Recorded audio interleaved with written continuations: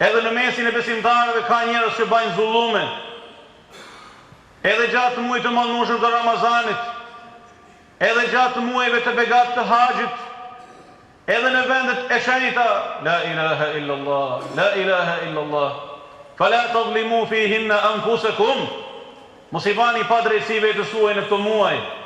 Madje kanë thënë mufesirët e Kuranit, mos i bani zullum vetes tuaj në krejt muajt e vitit. E veçanërisht në këto 4 muaj, që janë muaj të adhurimeve specifike. Imagjinoni, prej 4 ditësh dhe turma të panumërta besimtarësh nga Marbota kanë filluar të dyndën drejt Medinës së ndryshuar, për të kaluar 2 javë, 3 javë, edhe 1 muaj tek pejgamberi alayhi salatu wasalam, të lumt ata. Në fund të këtij muaji kalendarik, ne përcjellim haxhilerët e Shkodrës që si vjet kanë një numër rekord. Walillahi alhamd. I përcjellim me mall, teksa jemi bagati për t'u angazhuar me trajnimin dhe aktivitetet shoqëruese të përcjelljes së tyre.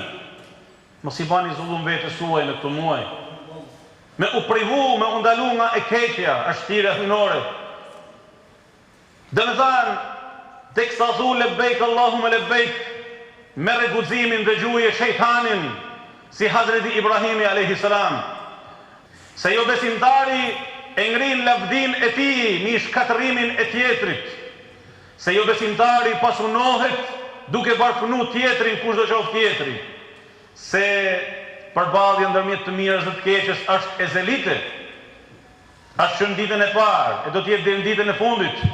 Mirë po thirrjet e Allahut azza wa jall drejtu besimtarëve duhet të gjejnë përgjigjen tonë të dashurit e mi.